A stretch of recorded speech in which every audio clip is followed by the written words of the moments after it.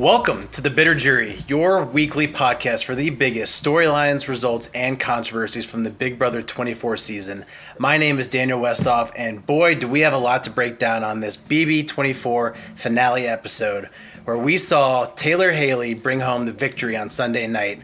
For the first time in BB history, we have a black woman as a winner, and not only that, she won the game as America's favorite player. And to make this episode even more special, we brought on a special guest tonight. Joining us to break down all of Sunday's events is a BB alumni.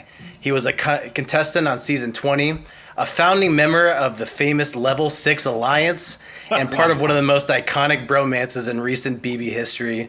Winston Hines, welcome to the podcast. How are you doing tonight? Woo, thanks for having me, boys. Thanks. What quite the introduction there. Thank you for giving me that level 6. You know, it's kind of like Mark Zuckerberg, like getting to create Facebook kind of in a way and then just get booted. But yeah, thank you for that introduction. Yeah. Sure. You may not have been able to live the entire level 6, but you at least helped found it. So also joining us tonight, he's been with me on every podcast since day one. He's the reason we have Winston here tonight because you two have met before. But Charles, welcome back to the podcast. I know you're a little salty from the finale. Have we recovered yet? Were you able to watch the last 20 minutes, or is that just forever gone in your mind? You know what? My only recovery is that I'm drinking the same thing as Winston right now. So cheers. Cheers. Yeah, no recovery for me. I'm going to be salty for a while. Maybe, here's a good thing, and I'll preface this. I think that outside of you all and the rest of the world, thankfully, the other people that I know that watch Big Brother, they're equally as upset as I am by the fucking result. So at least I have a scapegoat and I can just bitch about it to somebody that actually agrees with me. Boy, we run in very different circles. I'll just say that. Yeah, I was going to say, I disagree. Not to hop in here immediately, but I'm like, I enjoyed the finale. I'm happy with who won. Everyone I've talked to has the opposite effect. They were very happy with the season. They're happy with the ending and the way it went. So I'm interested to hear why. That's what I'm saying. The America's favorite player wasn't even a question in my mind. I would have bet my entire future on it if I could have. But Charles was still questioning it till the last second. So, which is why we love Charles. We have to have a polar opposite. This is great. Yeah, we'll get into it. I'm the Simon Cowell here, You're right? the Simon Cowell. Amen. Well, I heard you wanted Paloma to win the America's favorite. Wanted her to win what? America's favorite. No, that was Pooch. You know what? Hey, I like that kid. I like it. So boy Pooch. Well, for the final introduction, he needs no introduction, and I actually don't know where he falls on the spectrum of liking or disliking the final. So, Dalton, welcome to the podcast. What's your initial reaction to this finale? Are you a fan, or are you as salty as Charles? Oh, man. So I always have my conspiracy theory cap on, as you guys know from all the episodes this season. So I am very intrigued. Obviously, I'm not going to play my hand right out of the gate here. I'm super intrigued what you guys think of the Instagram stories from Taylor post winning and the vibe with Joseph as opposed to the showmance with Monty there at the end. So that's all I'm going to say right out of the gate. I cannot wait to get into it here in a little bit. Oh, well, I know exactly where that conspiracy theory is going. And for once, I might be on board with this one, so we'll get to it. But first, kind of wanted to get into some question and answer because we have a BB alumni here with us. So let me just kick this off. Winston, as a former house guest, what is your relationship with the show now? I know you didn't have a huge history with it before you went into the house, but now as you've been in there, you've seen the guts of the show, how the mechanics work. What's your relationship with the show now? Has it changed? And how do you watch the show as an alumni?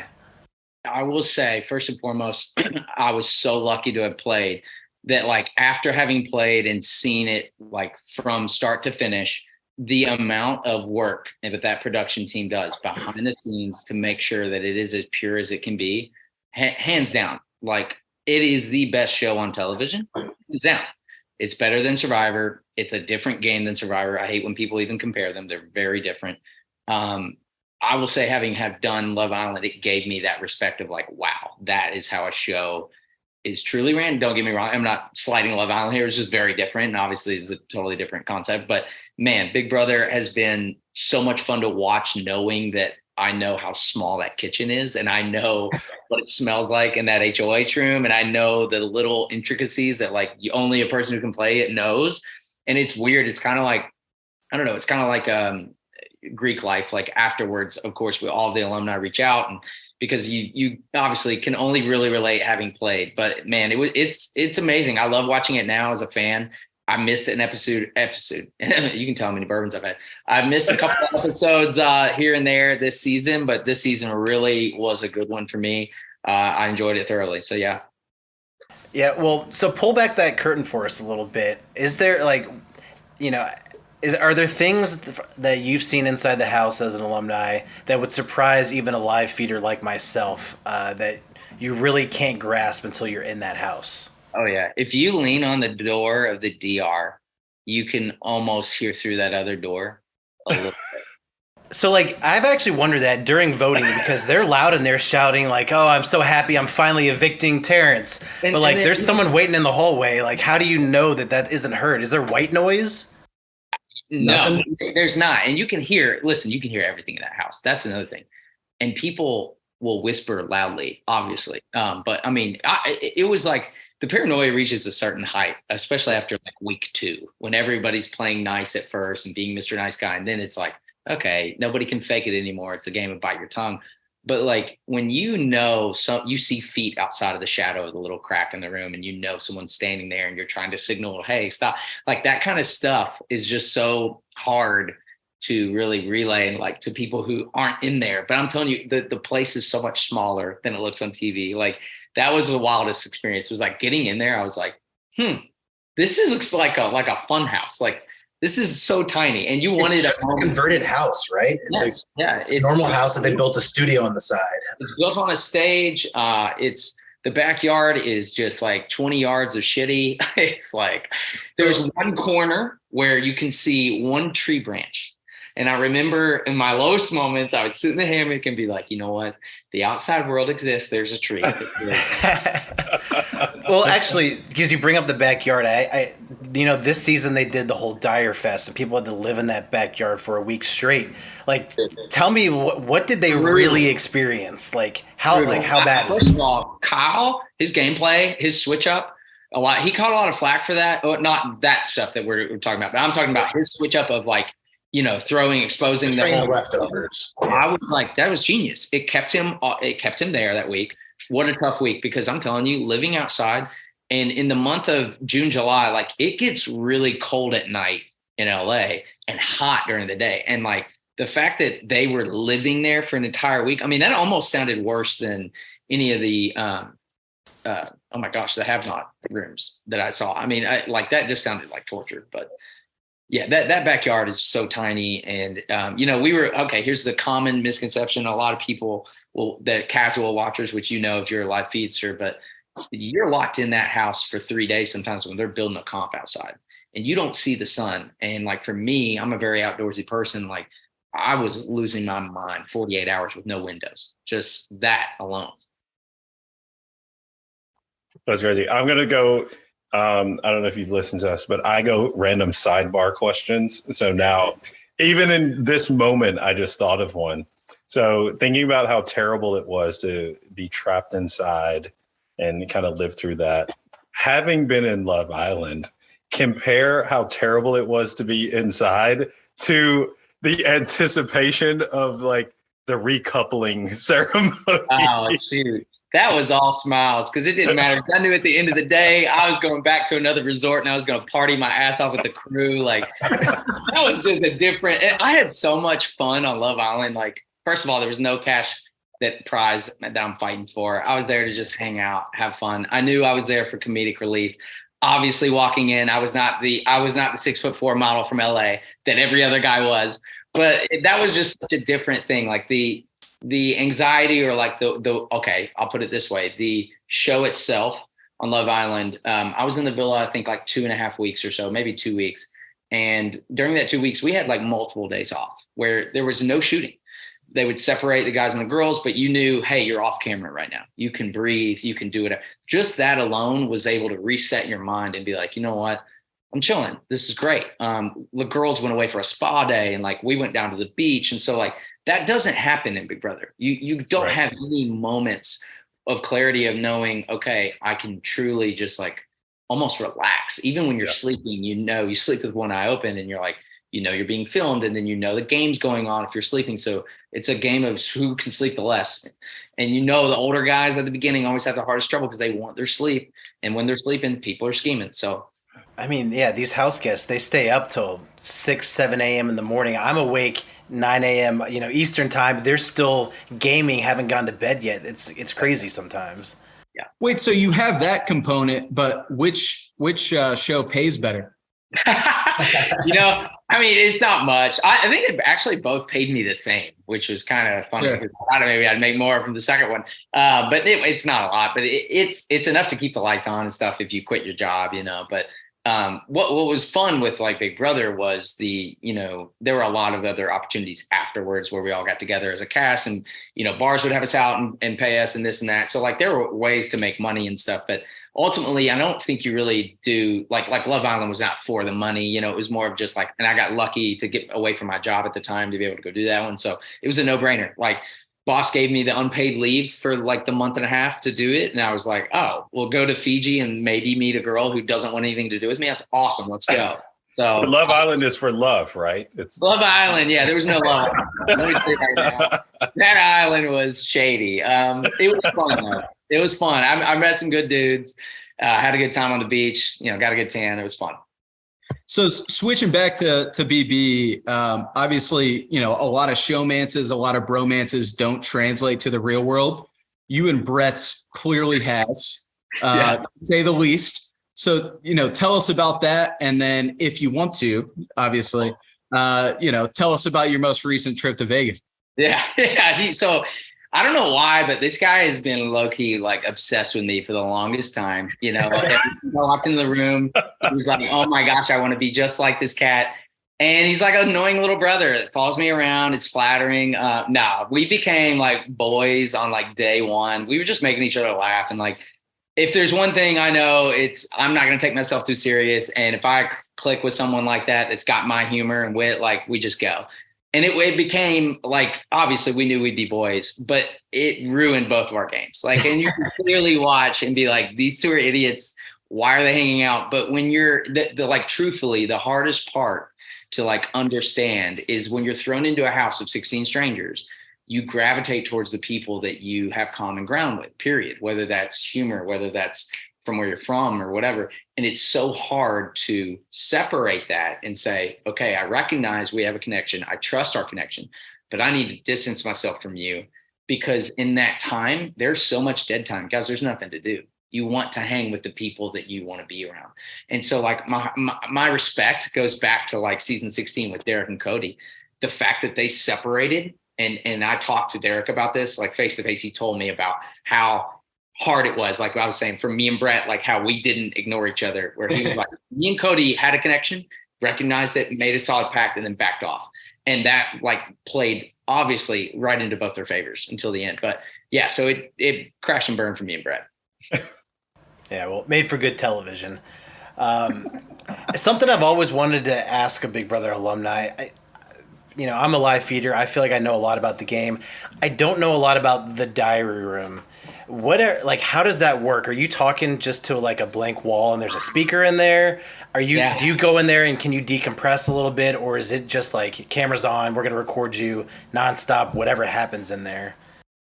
Okay, it's funny that because you really know. So there are two things there that you hit on. First of all, it was kind of a, oh my gosh, the cameras are off moment, right? Where you can walk in and be like, I can breathe and I can truthfully tell this person behind this wall, who's, by the way, you don't see a face. It's just a red light camera, but you can tell this person things that are going through your brain out there. So like you can actually sit down and be like, okay, I can tell everything.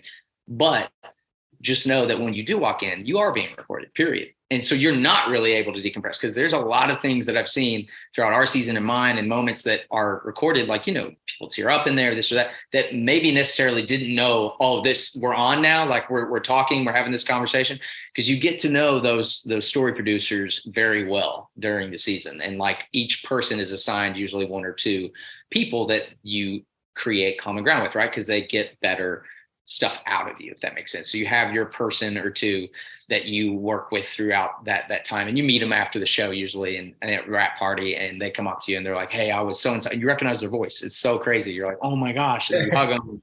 You're like, this is insane. It was so cool. And so they chat with you about your game and stuff and where it went wrong. But it is really cool. But yeah, the DR is a place where you can decompress, but at the same time, you're still on. So it is a weird dynamic there where, yes, you're able to be 100% like, this is what's going on out there. I'm trying to explain it to you because I just lied to so-and-so, and it may look like to the live feedsters, oh, it may look like, man, we're all over the map. Like, it doesn't look like this guy knows what he's doing. But then when he goes to the DR, he's able to explain, hey, here's why I said X, Y, Z. And even sometimes that doesn't come across. I've noticed too, especially within my season and stuff, there were some different conversations that were shown. And I was like, oh, well, I know why I reacted that way, but it didn't really come off that way. So, yeah.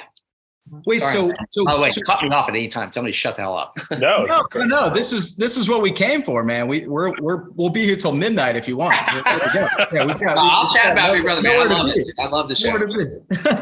But so being one of those guys who like wasn't a super fan, wasn't a live feeder like Westhoff, like, did it take you by surprise, the DR, or did you kind of have like somebody in the house like, hey, brother, like this is a thing? Like, yeah. Did you have any? It took me by surprise. Well, I mean, I knew about the DR. I knew everything I could. Sure. And I knew about, live feeds. I knew, trust me, I was cutting words out of my vocabulary. That summer, every time I'd say a certain thing or discuss a certain thing, I would drop and do push-ups. I'm not kidding you. So I would cut out just a few things. I wasn't talking politics. I wasn't talking Trump. I wasn't talking. I was like, you can cast me however you want. And if you want to cast me as the gun-toting psycho from Southern Kentucky, okay, cool. Because once I get in there, I'm going to be able to be myself. Like that's the one appeal of Big Brother that these other shows don't have. The Bachelor, you're edited, post-edit production. It was filmed 6 months ago. Good luck on how you're going to look. In live feeds, I knew there are cameras rolling right now, and no matter what comes out of my mouth and what I say and how I do, that is going on here. Like I just knew you could be more real. That's why I love the show. But so does that make sense? Kind of in a way. So like I knew about it. But in a way, you don't really know until you're in there. And then you forget about the cameras being on. I mean, you do. Do you forget? Because, like, I've always wondered that. Like, as a live feeder, I'm like, sometimes I'll be washing the dishes at my house. And I'll be like, if I was in the Big Brother house right now, people would be watching me do this. Like, do you actually forget? That was the point where, like, yes, okay, I left on day 30 or 31. But, like, I remember by about 2 weeks in, I think 2 weeks is the pressure cooker is up and everybody's done being fake or, like I just remember people not cleaning up after themselves in the kitchen and little stuff like that you're starting to be like, okay, that annoys me, but I'm no longer going to bite my tongue kind of thing. And you would notice, like you're saying, at the beginning, I would catch myself like looking in the corner and be like, oh, there's two cameras. Oh, there's this. But that our first week or so wasn't on feeds for season 20. So we didn't know what they were using, what they weren't, anything like that. It wasn't like they were saying, hey, it's go time. Like we just assumed everything was still a go. Like they could use anything they want. But you had people tricking the cameras. I remember Rachel at the very beginning, like day one, she's like, yeah, one time and she's flipping off the camera so they can't use it. And she's like, one time I thought she was talking about something about, I don't know, her sexual exploration, something in college, and she's flipping off the camera. And I was like, oh, that's funny. I was like, because she's like, then they can't use it and blah, blah, blah. And then they would yell over the thing. But that was only going on for the first 3 days. And then it's like slowly it becomes this thing where, getting out of the shower with your towel on was the norm. You didn't drop, you changed under your bed sheets or in a corner. And like, that was just what you did. You just totally forgot about it. Yeah. I would say day 15, 16 is when people start forgetting about it. All right. Last super nerd, intimate question, I guess. The public bathroom and being on national television every time, like, it would freak me out to know that every time I go to the bathroom, everyone knows when in my schedule. And like, does that bother you in there? Are you kidding me? I was the first one up every morning to smell of coffee, and I'm going straight to the toilet. I didn't care, and I knew. I'm like, God, dude. And I knew when you get up. Here was the creepiest part. When I would get up first, and it was either Steve or me that would get up, and the coffee would go. Summer of Steve. I remember getting up, and the camera, you can hear them when they move. They're like, and the camera would follow me, and I'm like, man, it's 5 a.m. I'm getting up to take a piss, and this thing's just following me, moving, going to the bathroom. And I'm like, everyone knows if they're watching the feeds that I got up to pee. Yeah, that's weird. What's weirder is there's a camera in the bathroom, in the toilet, because if you were sitting there on the toilet having a conversation with someone outside the door and they got to use it, they're going to use it. So you just got to be, it was just at that point, you're like, well, this is it. This is what it's come to. I'm sure my mom was real proud. So as an attorney, like how long was the contract that you fucking signed? We signed our lives You away. definitely didn't read it. No, I didn't read it. I even thought about, like, it's funny. I wish I'd have had you. Dog, I wish I'd have sent it to you and be like, look this over. No, I mean, you It see. probably wouldn't have mattered. CBS would have pushed back anyway, but still. Yeah. They're going to be like, oh, you don't want it? Well, guess what? We'll pick somebody else. See ya. Yeah. We've got 1,000 other people in line. Yeah. So it was just kind of like, what does this say? They own you? Okay, cool. Yeah. Well, before we get into the actual 24 talk, last generic question for you. So as an alumni yourself, we talked about it a little bit before we started the podcast. What's your just general advice for anyone looking to get on the show? I know you have a pretty good story about how you got on. Just do you have any advice, and is there a strategy for getting on the show? Get drunk by yourself and tape yourself at 1 a.m. I do that every day, so I'm a shoe-in. It's so frustrating. I was telling these guys this before, but my self-tape or whatever, I came home from the bar one night at like 1:30, filmed it on an iPad. Don't even know what I said. So I would say be authentic. Don't overthink it in any way, shape, or form. Just be yourself, because no matter what, you're going to be yourself when you're in the house. Yeah. So there's no point in faking it and overproducing some video that's just not you, or over rehearsing. Just be yourself. I don't know, be as attractive and as funny and as witty and as perfect as you can. I'm kidding. No, I don't know what they're looking for, because I'll be honest, like I know plenty of people like Tyler Crispin who had applied years, leading up to getting the chance to go on. So like, it just depends on the perfect balance of what they're looking for. They may not be looking for that character type this year, or they may be looking for it next year. So whatever you are, and I say character type, but everybody has a personality, or you're from this area, or you're from this, and you just never know the formula. You don't know what's going on behind the scenes. So I just happened to strike gold and get lucky the first time I sent in a video.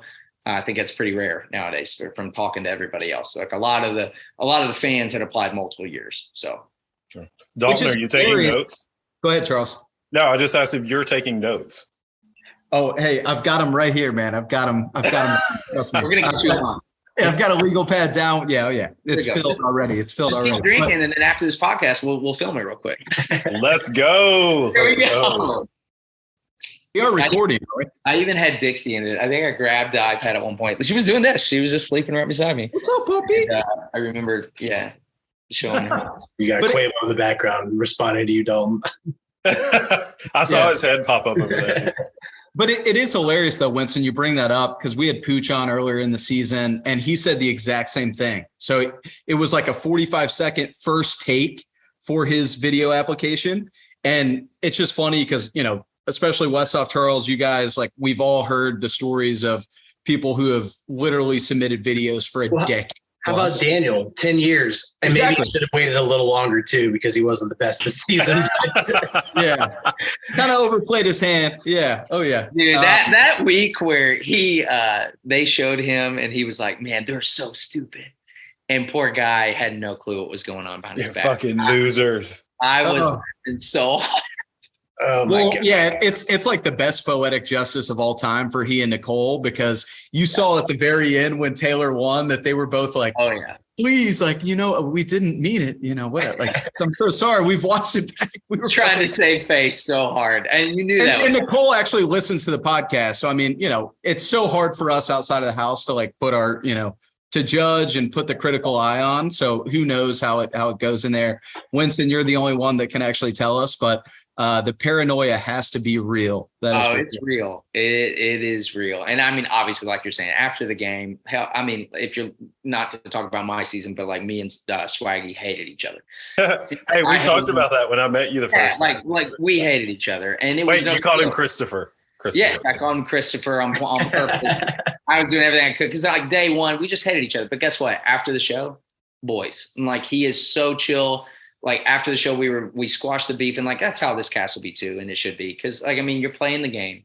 You are no matter what, you're yourself in there, but in a way, you're kind of not because you are putting on a front. And like yes, I was myself in there, but I was a different version of myself because I was holding a lot back. I didn't talk about my family much. I didn't talk about myself much. I remember on like week 3, I asked Rachel to name 3 facts about that weren't anything that she learned on day 1. And she couldn't tell me anything about myself. And that was when I knew I'm like, I think I'm playing this game wrong because I knew everything about everybody else. I knew everybody and every chat and who was with who. And that is my one saving grace of why I can sleep at night because I knew I had a good pulse on the game. I knew what was going on. I was not naive. However, I did not play openly with myself and let people in. And that was what ultimately cost me my week with Sam and this whole power play thing. But anyways, that aside, so I understand. Yeah, it's just wild. Yeah. But Winston, is that your personality outside the game? I would say, I don't know. My personality was more, it came out more on Love Island because I was more at ease. I was just like, there's not $500,000 at stake.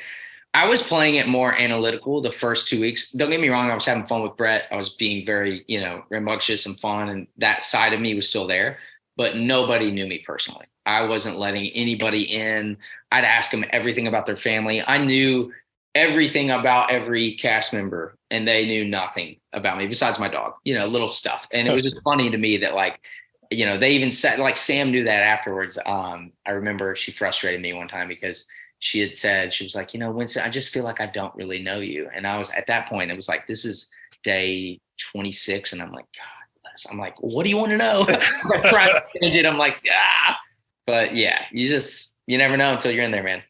Well, and I think, because you and I met, several years ago, well, not several, but a few years ago. And it's kind of something that I brought up to you even, being a mild feeder where I'm not watching every day. And, I told you to your face, I was like, I thought you were an asshole, right? Because I was a guy that's just watching like 3 hours. No, and I get that. And then maybe whatever. And again, like I didn't know you. And then that first day I met you, and again, you were super gracious to us and talked for hours. And it's like, oh shit, you're cool as hell. Yeah. And then I start seeing you out because we live in the same town now. And it's like, oh shit, like he's actually cool as hell, Thanks, and man. So, that's what's unfortunate. I know. And I think if I ever got to play again, if the phone ever rang again, I would be a little bit more open as far as who I was. But regardless, yeah, I mean, look, I'm lucky to have played, but yeah, a lot of people after the show have said the same thing that Charles has said. Some people have been like, oh, I thought you were a cocky prick. And I was like, oh, okay. They're like, oh, I loved the other side of the house. I hated your side. I hated level 6. I was like, cool. What am I supposed Wait, Daniel and Dalton, what did you think of him when he was on? Well, this was going to be my follow-up question. So you said, Winston, that you'd be a little more open from a personal standpoint, but say, and because this is going to happen whether you guys want it to or not, but somehow, some way, we're going to get Daniel or Charles on the show. What would your recommendation be for them and our audience who's listening in? Obviously, you said you'd be a little more open, but how else would you change your game from a strategy perspective going into the house if you were going in next season, 2023, next summer? Yeah, well, rule number 1, I would definitely go after the first HOH. That whole nonsense, I used to believe the opposite, where the first one, you get blood on your hands. Now, go after the first few competitions. You can schmooze everybody over and people forget about the first few weeks. Yep. Definitely go after those first competitions. But don't waste them like Daniel did. He won the first HOH, but did nothing with it. Correct. Yeah. And I would say looks like a Disney villain. So I mean, that's kind of a whole other. Where that hair was wild. I would say just honestly be yourself, but be a sponge of information. Like the one thing that really helped me And this is wild, but I read, it was Derek's book. Derek from 16 wrote a book about his undercover, it was actually a really good read. Just his undercover life and then him winning Big Brother. And it was just a kind of a book about his life. But in it, he talked about, and I read it before I went into the house and stuff, but he talked about, and this is true in sales too, the power of silence. And this works, and I use it all the time. Whether you're dating a female and you want a little information out of her, you just be a little quiet. Ask a question, be quiet. The person who speaks first loses. And I won so much information over in that house in the first bit by just being quiet, because people want to fill awkward silence with their own words, and they'll just word vomit. And I mean, there were times when I knew who I wanted to align with, who had the word vomit. You had people like Caitlin, Haley, all of them that were just sloppy and just giving me information. Rockstar, just awful player. And then you had, the other people who were okay. Daniel loves Rockstar, by the way. No, I'm not shocked. Yeah, No, I'm sure. I do not. Hates awkward silences. I do hate awkward silences, so I may be the word vomiter. Hey, well, no, you never know. Listen, I don't know. You never know until you get in there. That's another thing. Me and Caitlin talked about this today. I keep in touch with Caitlin. I called her about the finale. We were talking. She did say this too, because we both said this. As far as, being an armchair quarterback, like watching the NFL, and you'd be like, you should have done this, should have done that.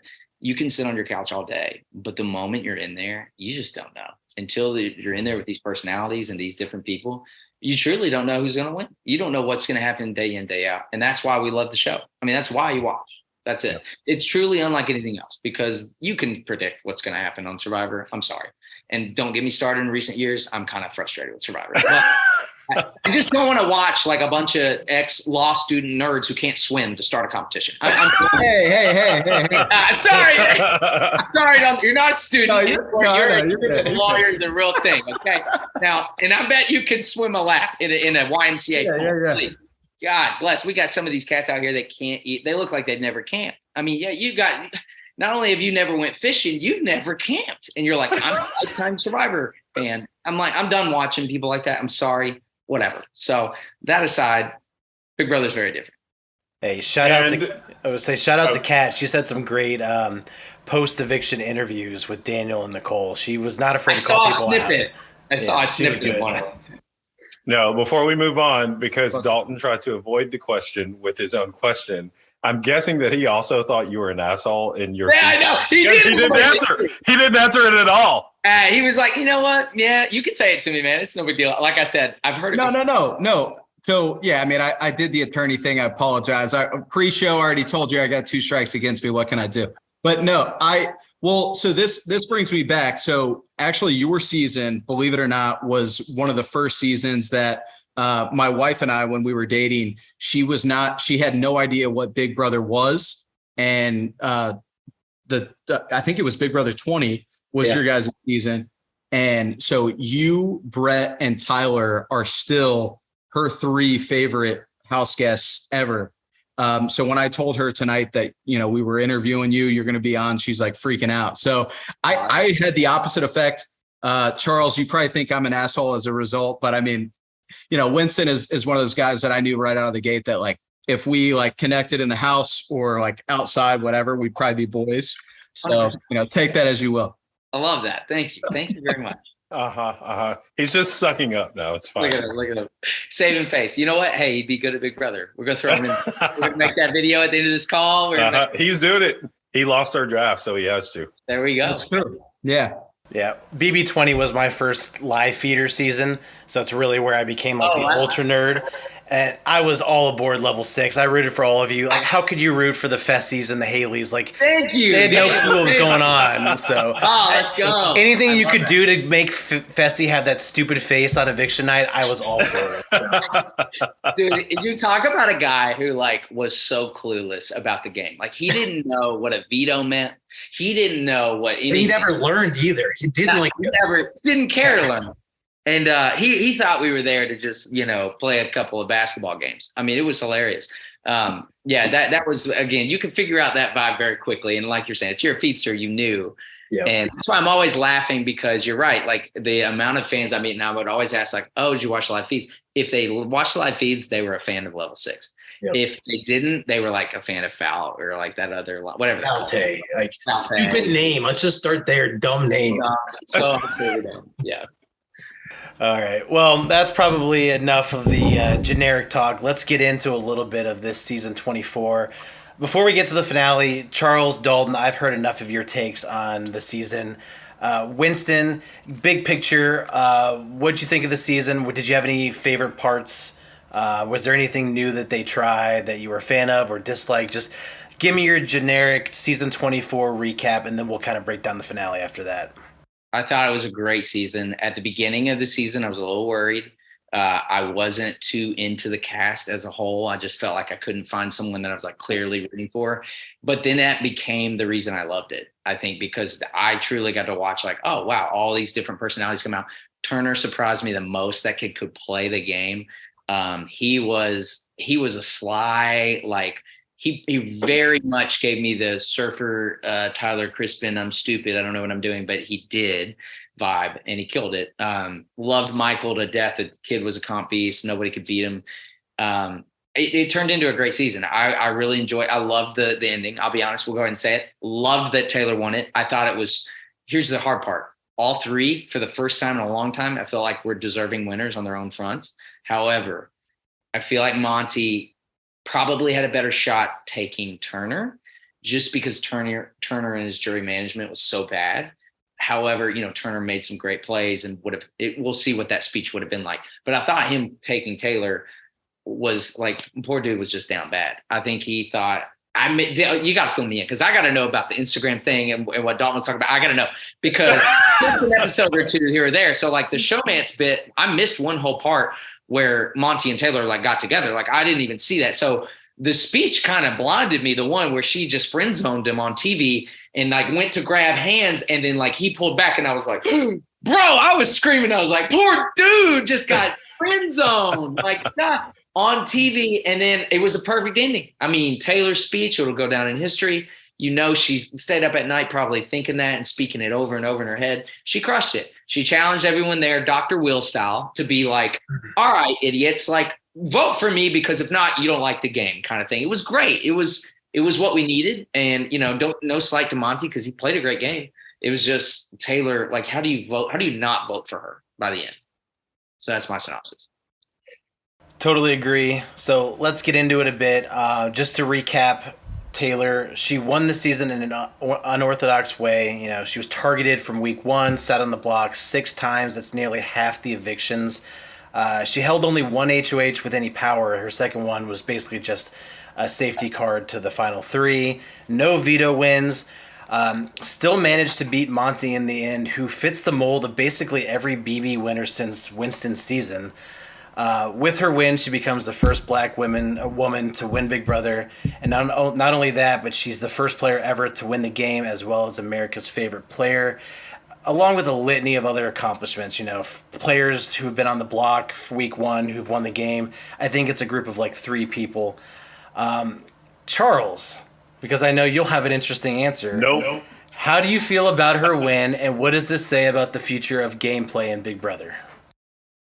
Oh gosh, I need to drink about half a bottle of bourbon. Hold on. Why are you so upset? I got to hear this.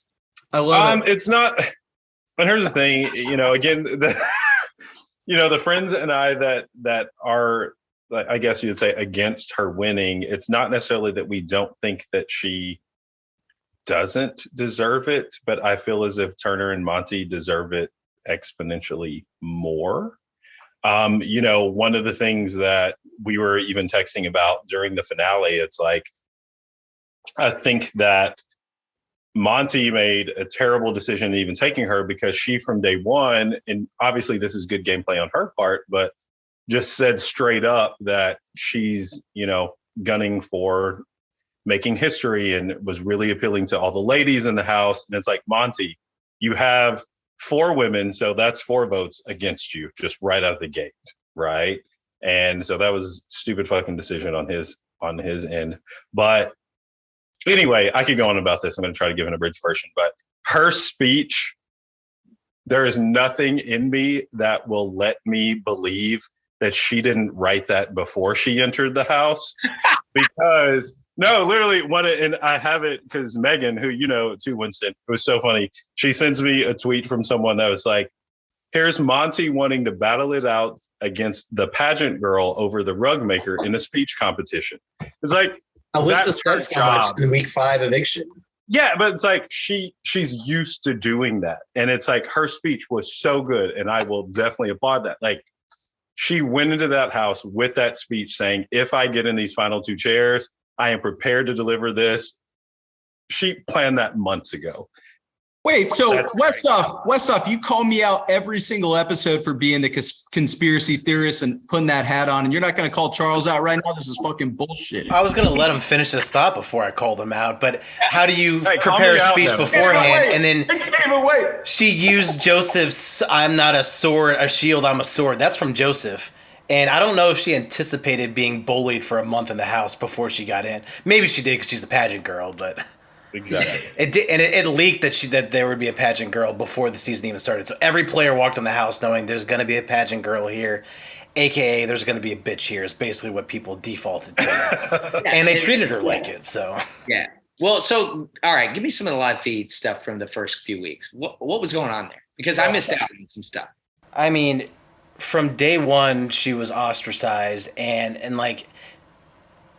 To a place where it was uncomfortable even to listen to the daily recaps. Like she would walk into a room and the Daniels and Nicoles and the Jasmines would make it a point to like leave the room as soon as possible if she was in it. And then like they would accuse her of following them around the house. It's like, where do you want her to go? It's a tiny house. There's that. There's like everyone in the room cheering like, hey, put on all these dresses you just got from production, like do a fashion show. And then she like doesn't want to, she does the fashion show, and then immediately everyone disperses. It's like, I can't believe she just wore all those dresses. What a bitch. It's like you all pushed her into doing that. And like these are just 2 examples, but it was daily, it was constant talking behind her back. Like she doesn't even know the extent.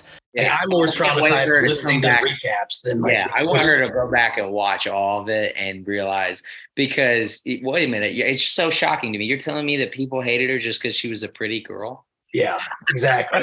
High school never ends, man. Oh my god. No, and I'll ask you this. Obviously, having been there and again thinking about people's perceptions of you, because it's one of the things that we talked about, right? I don't think that it's as much as her just being a pretty girl, right? Because I actually have several friends who are in the pageant system, right? So they don't act like that. And that's kind of where my problem the whole season, and not that I'm justifying how she was treated, like you're going onto a national show and you know that people are judging you because people judge you when you walk out on the street every day, right? Like I get judged, I get bullied, whatever. I'm not going to put myself into a situation where I know that I'm going to be potentially made fun of and think that like I'm not doing something to make people think that way. And one of the things that I talked about, to the guys was like her most recent HOH where she goes to the nomination block. It's like, you don't need to do a model walk to go to the fucking nomination block and like do that. And it's like that shit. If I'm in a house with you, as you said, where everything is so tight, I'm going to look at you and be like, bitch, what the fuck are you doing? Like I would do that to her. I would do it to Alyssa. I would do it to anybody. So it's like, you're bringing a few of those things onto yourself. But on the same side, I definitely agree. Some of the shit that went on with her was fucked up. Right. Like, the one situation, even thinking back where Nicole even questioned before she kind of jumped on the Daniel train and was like, oh, well, did we even ask her why she said this or why she did that?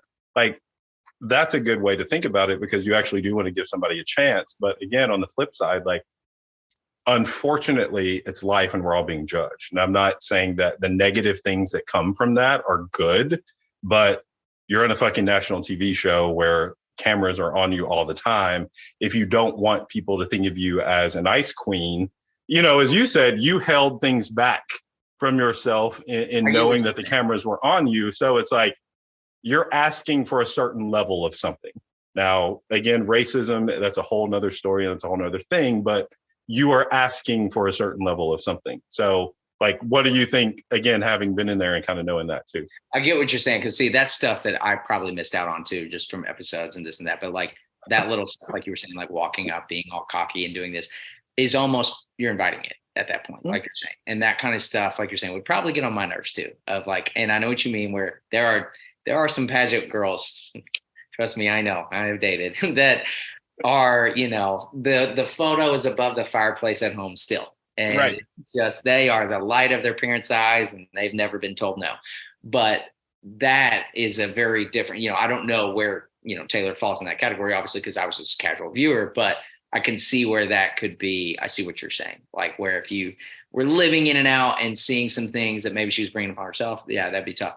But like you're saying, there's ways to hold that back. I mean, at least I did. I held back a few things. I know a lot of people do. But yeah, I don't know. I mean, it's interesting. I don't know. I'd love to have gone back and seen that first couple of weeks of live feeds of what Daniel was talking about. I'd like to see all that.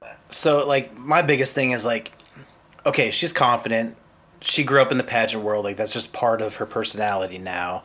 But if that's her biggest like deficit, or like the biggest thing you can point to as to like why she was targeted is because she wore heels to the nomination ceremony, and she hung out with the guys the first few days because that's where she was most comfortable. Like in comparison to like the way she was treated by Daniel and Nicole, and instead of reacting in a way that like, and I put no fault on Bailey for this, but when Bailey thought she was cornered because of being targeted, she reacted in an explosive way, and it like made for good television. It ruined her game. Taylor had as much, if not more, adversity that was like shown to her by almost the entire house.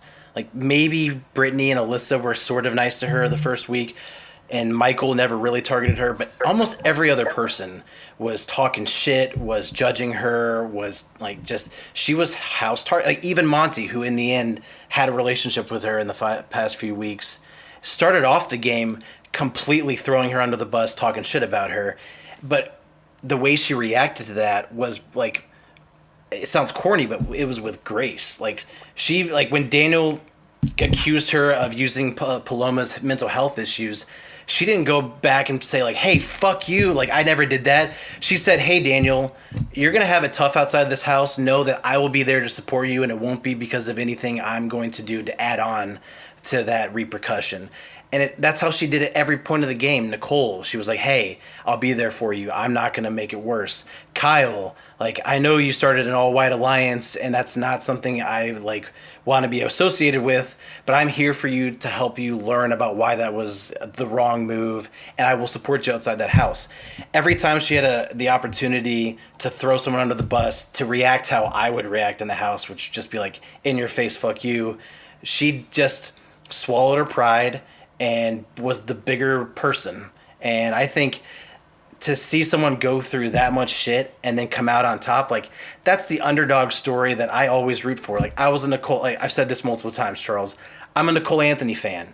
She had no business winning that game, and she didn't win the game. But I was still rooting for her from the beginning because I hate when I see people picked on, and I'm like, I'm that bird's eye view from like the live feeds. I'm like, this person's doing nothing wrong. Like they're just a nice person, but they're being ostracized because it's just that house mentality, that mob mentality. And so even though like I see Monty's game as being this like prototypical, like won competitions, like was in a good alliance, I still love the fact that Taylor was able to take what was, her game was dead. Week one, she was going home. If they didn't have that twist that allowed her to compete, and they canceled the twist and let her be safe, she was going home that week. And then she was going home multiple other times, but found a way to survive, and then found a way to not just survive, but created this great storyline that, like, whether or not you're a fan of Big Brother, like, that's going to be something that, like, resonates on television around the world, of just, like, this underdog story of overcame adversity and won the game and made history. And I don't disagree, but I will ask you a question just to start the pot, because that's what I like to do. Well, I was like, that was the most well put thing. Let me just take a second and applaud. Because Daniel, that was so but he set up my question, because whether or not this is what I think about her situation or not, you described a pageant girl and what she trains to do, right? It's being able to respond with grace and poise in places of adversity. So at what point do you also determine how much of that is her gameplay and how she manipulated it, right? Because thinking about how she count that against her, Charles? What's that? Do you count that against her? Oh, I don't count it against her at all, but I'm saying, like, if you're getting behind her and saying that she handled it with grace, it's like, again, that's part of the pageant system, is being able to answer a tough question and being able to overcome adversity. And you're now you're a public figure for people. And so you're not just going to go out and be like, oh, fuck you, bitch, blah, blah, blah, blah, blah. They are trained in order to be able to do those things. I would say that just makes it even a stronger case for her to be a winner, because rather than her get to the end and it be a sympathy vote, like, hey, you got here, good story, we'll give you the win. If in your words, you're saying it was a strategy to be able to take in all that and put out a persona that was able to create these relationships that in the end voted for her. I mean, half that jury, Indy and Jasmine, were shit talking her for 2 months straight. And Indy, when she put her key in the hole, goes, I'm voting for my favorite player in the game. And it was Taylor.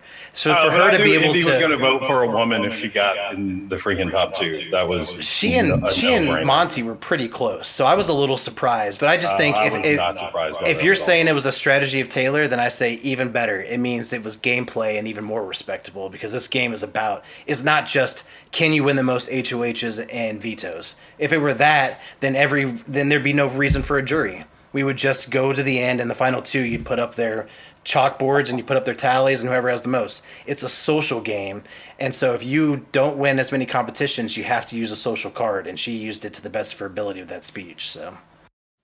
So all I'll say, Winston, you already said it. Westhoff, that was beautifully said, and I know, like, you didn't have any of that fucking scripted, so that was like right off the dome. So that was better said than I could have even written down. So yeah, kudos. But what I'll redirect to Winston, Charles, you kind of said the same thing too. You both said that if you were Monty in his position, you would have taken Turner because you would have had a better shot at winning. Is that hindsight being 2020, or in the moment? Because at the time, I can tell you very honestly, I thought 100%. Wow, he's taken Taylor not only because of the showman's component, which, Winston, we can outline in a second because I want to desperately, because that's a whole nother little outlet here. But I thought he was making the right decision. And Taylor also, to the, if you want to play the pageantry card, played that off so well. I lost the last HOH. I've lost my game. You're taking me. Like, there's no chance that I have zero chance in the final two. So I thought he was making the right decision. Is it hindsight 2020, or did you think that in the moment watching the show? I don't know, now that you bring that up, because you're right. But he really thought his best move there, and he even said it in one of his speeches, was sending Turner out the door. So, like, he thought that was another +1 to chalk it up. I get the win. Here it is. Here's Turner's head on a stick. He's walking out to join you guys. I did that. And I think his thinking was rational, but he forgot about the backstory. I think he completely forgot about the first 5 weeks and just how, like, we have seen Taylor grow and just survive. And I think that, I don't know. You're right. That's interesting. I don't know. Like I said, I think all three are deserving. All three had a pretty good case. I've got a take on this, Dalton. If you remember the final four,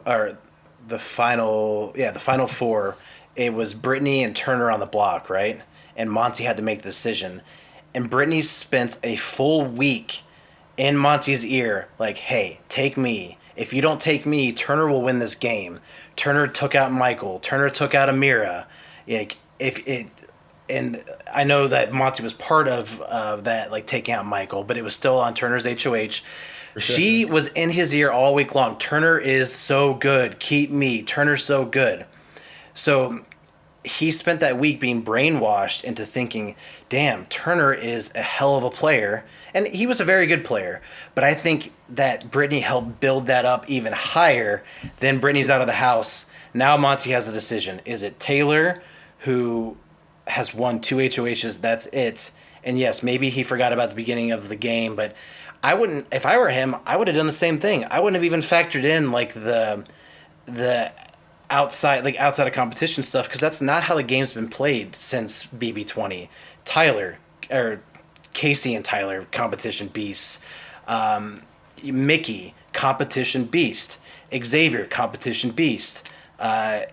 Cody, same thing. And so now you get to the end and you're Monty and you're like, do I take Turner, who's won more competitions than me, has bigger names that he's gotten out of the house, and who's been brainwashed by Brittany to think is maybe the best player outside of Michael, as he said in the finale, or take Taylor, who's got a good story, but that's about it. And I'd be like, I can beat a story, but then like you don't know what you're expecting with that final speech. And apparently the jury may or may not have decided beforehand that Taylor was going to win if she got there. I don't know if you guys heard about that, but I think if you're in Monty's shoes, I didn't hear about that either. Let me hear it. So Turner was did an interview with the Winner's Circle. That's Cody and Derek's podcast. The night of, they did it live, and I watched it. Turner said that during the commercial break, he like whispered to the rest of the jury, like, "What are you guys doing?" And they all were like, "We can't tell you, but we've already decided." And so apparently during the jury's like deliberation that they only show like 5 seconds of on the show, they all decided if Taylor makes it the final 2, we're giving her the win. Because I was like, in my mind, I'm like, how the hell does Terrence vote for Taylor? They hated each other. Yeah. So that's how. It's because they decided way ahead of time, and which is why Turner was the only vote not for Taylor's, because it was decided ahead of time. And I think that that's why I'm so against it, even more so than just my personal view, because, you know, to answer the question about who gets taken to final 2, I could pull up my text with my other friends, like while the final HOH was going on, I kept saying, if Turner doesn't win it and Monty wins and takes Taylor, Taylor has won the game, because I already felt it in my bones. And I knew, like, because of everything that's going on, again, I don't want to take away from her gameplay, because I do truthfully at the end of the day think she played a really strong game.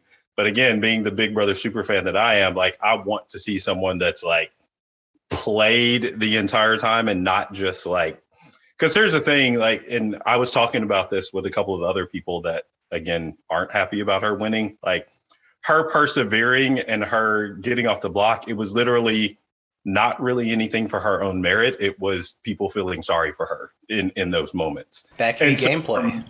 There's no rules. That people feeling sorry for you, that can be a gameplay. For sure. But again, but you know me, that's not why I watch the game. Like, I want to see crazy shit. I want to see drama. Again, my favorite player of all time is Evil Dick. Like, he played the fucking game. And so it's like, I don't want it to be like, oh, I did so much great stuff to get myself off the block. It's like, people felt sorry for you, so they took you off the block. You didn't really do anything for that. And so it's like, I just kept saying, and I'm texting, and I'm like, I need Turner to win this fucking competition. I need Turner to win this fucking competition, because I knew Monty was going to take, and I knew it was going to be a predetermined thing of like, if Taylor gets in the final 2, there's no way that Monty's going to win. There's no fucking way. And so, yes, I rage quit after the first 3 votes because I knew where it was going. I know you had to text us who won America's Favorite Player. I was like, oh, who's going to tell them? Also, Charles, we do have a screen share option if you want to share those texts with the audience. Yeah, no, they're a little colorful. I was drinking way more than I am now, so we'll not share that. All right, so now that we've kind of debriefed about all that, I do want to bring up the component about the last couple episodes, the last 2 weeks, because Winston didn't know about the Monty Taylor relationship. And I you didn't know at all? So I missed probably was it 2 weeks ago, the Sunday You missed the bear comments. Yeah. The heat of the bear. The heat of the bear. And I didn't know, and it was referenced to, and one of the so I missed like 2 episodes where I was just lost. But go ahead, so fill me in. What was going on? Well, I mean, Westhoff is the live feeder. Westhoff is the live feeder, knows more than I do. But essentially, I mean, you saw earlier in the season that Taylor and Joseph had a thing, and they decided, because I think they were handcuffed for 24 hours or maybe 48 hours. Westhoff, correct me if I'm wrong. But they decided ultimately during that time that they would wait for the showmance or wait to pursue their relationship until after the show for game purposes, which, I mean, they have more self-control than I do. Yeah. So they put it to the side. From there, a couple weeks later, it gets to the final 4, I think is when this throw in that Joseph betrayed Taylor a little bit by throwing her final 3 out. So Taylor now has a reason to kind of push Joseph to the side. But ultimately, did he, or was that kind of the messaging in the house from Kyle and Terrence? He didn't do it maliciously to take them down. He was just, it was the night before eviction. He was like, this is my last shot. I have to look like I'm going to separate from the other side. Right. And he even said that in finale. He was like, I was just trying to last ditch effort, trying to distance myself from you. Yeah, which was very genuine and still doesn't explain the portion that we're getting to. And I truly, Westhoff, jump in if I'm mistaken in any timeline, whatever. But so Taylor and Monty wins HOH. And then conveniently, this is when they first hook up, right? Oh, wait, they hooked up? Yeah. How did I not know? Yeah. That's the heat. So they were. I gotta get on Twitter and go back. Let me just throw this out there because it's too fun not to recap it. There was a sleepover with everybody but Brittany because Brittany goes to bed at like 9 o'clock. So it was Alyssa, Turner, Monty, and Taylor. They're all sleeping in the HOH bed. And then eventually Turner and Alyssa go back to their own beds. And it's just Taylor and Monty. And there's this awkward scene where they're like, will we, won't we, will we, won't we? And then I don't remember the initial start of the conversation, but Monty makes the comment like, if you want to come over here and get this heat of the bear, you can. And Taylor goes, fucking disgusting. Taylor goes, wait, disgusting. Taylor goes, are you the bear? Gross. She goes, are you the bear in this scenario? And he like awkwardly is like, yeah, I'm the bear. And then she comes and gets it. And that's that. I have 3 younger brothers that are all single. And I texted them because they're, for whatever reason, aren't watching the show this season. I was like, this is the one-liner that will bring it home. I've got to go back and watch that episode now. I can't believe it was so. But then it was like 0 to 100 in like 3 days. Like 3 days later, they're nonstop in the room together, doing like prom poses to the camera, like neck, Monty's behind her, like kissing on her neck as they fantasize about being the final 2. It was weird how fast it went. It was disgusting. And then there was like a fight. This is my whole point, fellas. This is my whole point, fellas. The timing of it, I don't care if you call me a conspiracy theorist, what have you. It escalated on a dime. And the person that was like had the most to gain at that point was Taylor, because she was going to be booted at that point. And now since she won, I thought it was genuine. No, I'll say this: they broke it off a day or 2 before the finale. Like it's done. Yeah. So they had a conversation at one point. Yeah. Like, hey, it's done. They were saying on the live show, like, oh, maybe we'll still like try something. They were done. Yeah. Yeah, I don't even have to make this campaign anymore because it's writing itself. It's hilarious. So once she was solidified into the final 2, they broke it off. And then now that she won, she's sitting next to Joseph and pursuing that. Oh, did you see Joseph during that finale? He was so ready. Like, whatever emotions he felt in that jury segment, he was over it. And like, I think they're together now. Like, they have 100% hooked up. Like, there's no doubt. So this is my whole thing, right? So you guys can have your things against Taylor, Charles, and whoever. But it's just me and my other friends. It's fine. But if this was part of the strategy, And she like did all of that as part of this too, not to mention the best speech in Big Brother history. Give her the crown, give her the 750,000 and the like 25 or 50,000 for America's House. She deserves $1 million, bro. Like that is like unbelievable. If that was part of the strategy, I'm telling you, that is unreal. And I truly believe that that's the case. I was looking forward to us potentially watching the finale live together, and I'm glad it didn't fucking happen. I would have had to have had an entire bottle of Patron just to get through this. But jokes aside, like, is there any merit to what I'm saying? She played a good game, and I think I did say that. Like, she played a good game. I just didn't want to see her win. But was the Monty piece? It could have been 100% this way, Dalton. I think it was. There's merit to it. Like, it absolutely could be straight gameplay. Also, like, I stopped watching live feeds 2 weeks ago, and as Winston probably can tell, that house is so fucking boring when there's 5 people left. There's nothing going on. They have a deck of cards, and they have the little pool table, and that's all they do all day long. Like, Monty and Taylor, whether or not Taylor used it as strategy, they were also just bored. And they had 14, 15 days to kill. Why not have a little fun if there's nothing else going on in the house? In the end, it helped Taylor's game. Monty thought it helped his game. It didn't. Shaking his head. PC answer, bullshit. Uh-huh. Well, Winston, so you don't know this. So our other partner in Cracked Rackets, the tennis business, is Alex Gruskin, and he actually went to high school with Taylor up in Detroit, Michigan area. So we are going to find out. And he doesn't like her either. He hates her. Yeah. I shouldn't say that on a live podcast. But no. Yeah, we may edit that part, but it's fine. She's going to be on the podcast at some point. We're going to find out all the tea. Maybe she is like won't be honest about it, but I'm telling you, that was all part of the strategy. I'm telling you. That's amazing. You never know. I'm definitely going to tune in when you have her on. I want to check it out. She's she's a pretty girl too. So you never know. If she's still single. No, I'm kidding. Hey, we're trying to get everybody down to Kentucky, Winston. So it's there we go. Hell yeah. There we go. I would say, well, that's really all I got in the finale. Any final wrap-up points you boys want to hit? Dalton, Charles, Winston? Will they do a twist next season? What, bringing someone back? So here's the thing. I mean, you know more than I do, but as far as like seasons go, and yes, we had the weird COVID year, but I will say, I think next year there's going to be something. That's just my brain thinking of like a returnee season team style thing, maybe some twist or throw on one old house. I don't know. I just feel like they're due a weird twist. So are you saying this because you've already been propositioned? No. No, I think I'd be the last one to get a phone call. But my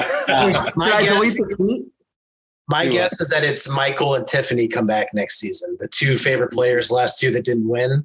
Let's go, Tiff. Tiffany is high up on the list. Absolutely. Tiffany's my girl. Let's go. Hey, Charles, we agree. Tiff should have won that season. For sure. Yeah, she was killer. She had a great read on everyone.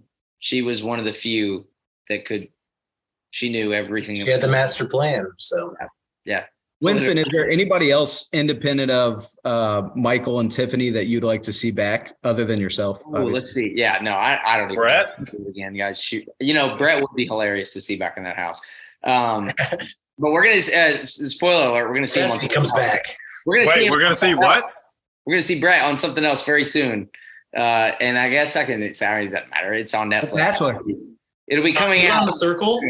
I'm not at liberty to say, but it's coming out. Hopefully soon. And I'm excited to watch them. But let's see, who would I like to see back? I just like, I don't know. I know this is silly, but I was such a Janelle fan. Like, I love her in the house. She's unpredictable. The things that come out of her mouth are fucking amazing. Like, and I just think it doesn't matter how old she is. I still want to see her play. Like, I don't care. I want to play. She's a fucking legend. I would die to play with her. Would be let's just make a new show. It's just competitions only, and it's Janelle and Michael, and it's just seasons worth of competitions. Oh my gosh! You know what? CBS should do? They should make a season of all bromances. Ooh, gosh, that'd be a smelly house. I'll tell you that. Romance season. Let's fucking go. I don't think America wants to see that anymore. I think the days of guys like me and Brett getting a phone call are probably about done. We need like a completely different show called The Bromance and just you never know. It's funny. We had like a lukewarm, weird thing going on right after the show. This guy that reached out was looking to do something, but it didn't pan out. Like I said, dude, the business is so fickle. I just don't believe anything until, a true, thing comes through. So yeah, you never know, but they have my phone number. I'm not holding my breath. But I think that next year there'll be a twist. I do think there'll be something. Yeah. Maybe they'll like copy some Big Brother Canada shit. Hopefully. Hey, have you watched Big Brother Canada, Winston? I've only seen snippets and stuff on Twitter, YouTube, here and there. I know they've got some crazy. That's where we did our first podcast. It was fucking best season of Big Brother I've watched. Canada 10. If you think the house in the U.S. is small, Canada gives them an entire campus studio. You can go forever rooms away and have a private conversation, not think anyone's listening, and not be worried about it. It's a different game. And their comps are next level. Comps are next level. The shit that BBUS does is sleeping compared to what BB Canada was. It was insane. Crazy. Because I know that they are huge fans of the US show, massive fans. And I know they have their own going on, but getting to go to Canada after the show and that was the funnest trip I think me and Brett ever took. That was Vancouver or where? We went to Alberta and Calgary. Oh, nice. And a couple of event spaces there and did an appearance, and it was the funnest trip of my life. We just had an absolute blast, but the fans are so cool and everybody's just so fun. But yeah, it's a different world in Canada for sure. Winston, this is Big Brother After Dark. So care to divulge any other details? Yes, sir. Details of that trip will hopefully die in our graves with me and Brett. I'm saying right now, there are some things that, man, I swear though, if there would have been a crew following me and him around that first couple months after we got out, we just goofed off. I'm telling you, boy, we don't even speak about a few nights. There are a few things we don't talk about. Boston, that's a trip that will just never be discussed. No, I'm just kidding, man. We just had some fun. Good old fashioned, good old fashioned fun. Well, good. We have a reason to invite you back for the official Big Brother After Dark podcast. But with that said, Winston, thank you so much for joining us tonight. We had a great time breaking down this BB24 finale, and thank you for all the inside information about the game itself you gave us. Dalton, Charles, as always, thank you for joining me this season. Hopefully we'll be back soon, whether it's for BB Canada, BB US, or maybe something else in the works. We'll let you all know soon. But with that, thank you all for listening. Make sure to rate, subscribe us on Apple Podcasts and Spotify. And maybe next season I'll come up with an official outro. But for now, thank you all for listening. And, thank you for having me. Thank you very much, and I appreciate it. And listen, Dalton, we're gonna get you on there right after this. We're gonna film it. He's doing it. We're gonna map it out. Let's go. All right. Thanks everyone for listening. We'll see you all soon.